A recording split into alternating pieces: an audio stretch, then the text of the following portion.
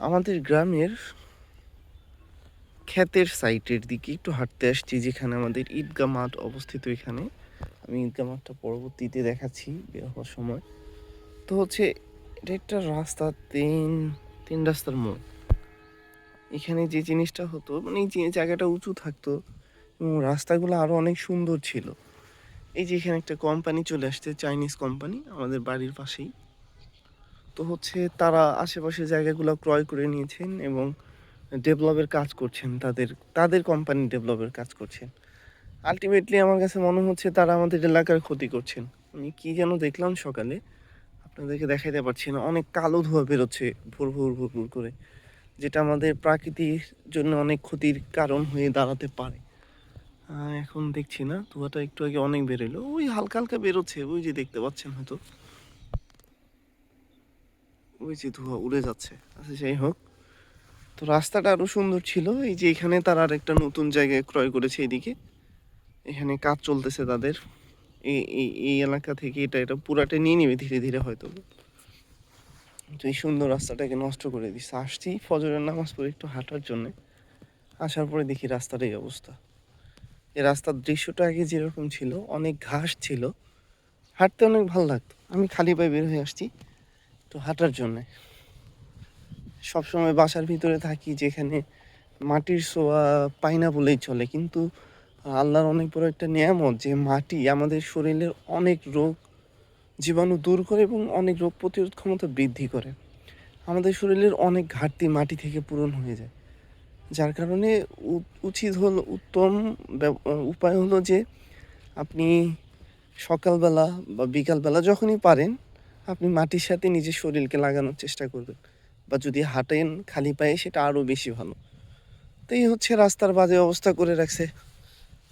রাস্তাটা অনেক নিচু হয়ে গেছে, আরও উঁচু ছিল, আমার কাছে মনে হচ্ছে নিচু হয়ে গেছে। ক্ষেত সব কেটে ফেলছে, যার কারণে ক্ষেতের সৌন্দর্যটা দেখাইতে পারলাম না। হয়তো এখানে এখন ভুট্টা চাষ হবে। তো যখন ভুট্টা চাষ হয় এটা পুরো সবুজ ছায়া ভরে যায়, সবুজ শ্যামল হয়ে যায়, দেখতে অনেক সুন্দর লাগে। তো তখন শুধু আসতেই মন চায় আর ঘুরতেই মন চায়, কিন্তু সময় হয় না আসার। যতটুকু সময় পারি এদিকে এসে সময় দিই। প্রাকৃতিক সৌন্দর্য আমার খুব ভালো লাগে, আর প্রাকৃতির সাথে মিশে থাকতে আমার খুবই ভালো লাগে। মানুষ থেকে দূরে থাকতে খুব ইচ্ছা করে, তো প্রকৃতি থেকে দূরে থাকতে পারি না কেন জানি। তো সকালবেলা আব্বা ঘুম থেকে ডাক দিল, নামাজ পড়লাম একসাথে আব্বা আমি। আব্বা হচ্ছে বাসায় কাজ করছেন, আমি একটু হাঁটতে বেরোলাম। যদিও বাবার কাছে সহযোগিতা করা উচিত ছিল, তো বাবা যে সব কাজ করতেছে ওইখানে উনি একাই যথেষ্ট, আমার প্রয়োজন নেই। তো এই হচ্ছে আমাদের গ্রাম। এই যে ধোঁয়াগুলো এখন স্পষ্ট বেরোচ্ছে, দেখেন কি পরিমাণ ধোঁয়া তারা বের করছে। তো এটা হচ্ছে আমাদের প্রাকৃতির জন্যই সম্পূর্ণ ক্ষতিকারক। এরা হচ্ছে আবহাওয়া দূষিত করবে, আবহাওয়া দূষণ করবে।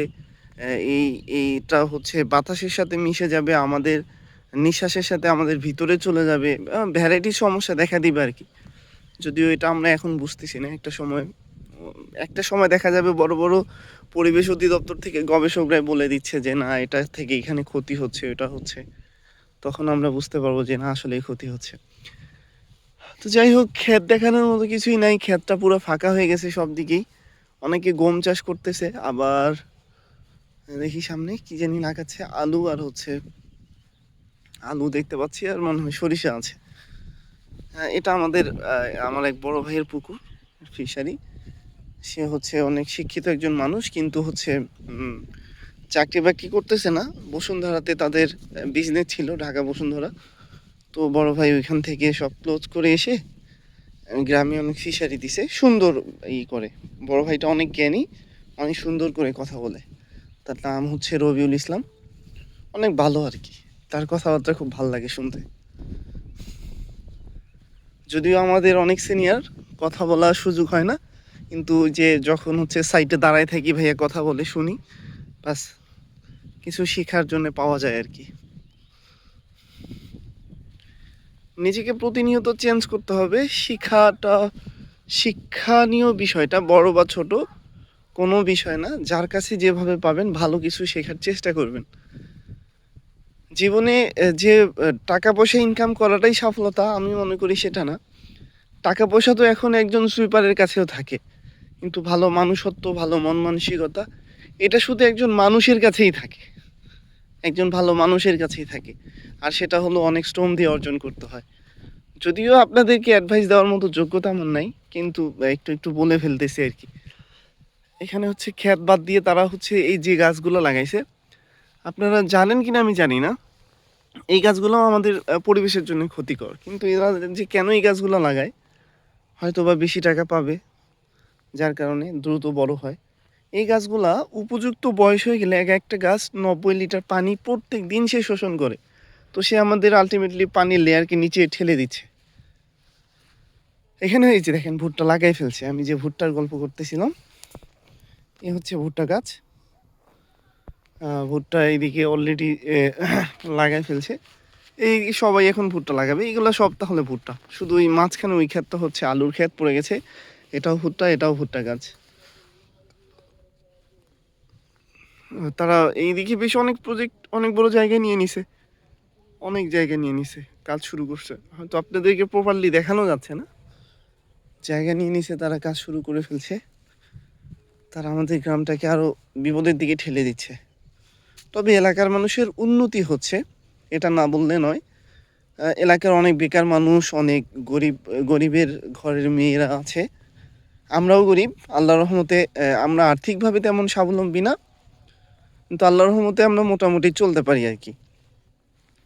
তো হচ্ছে না, কেন এটা বললাম যে আপনারা হয়তো ওই কথা শুনে বলবেন যে আরেকজনকে গরিব বলছে, সে বা কে? আমিও গরিব, আমি আর্থিকভাবে গরিব, অনেক গরিব আমরা।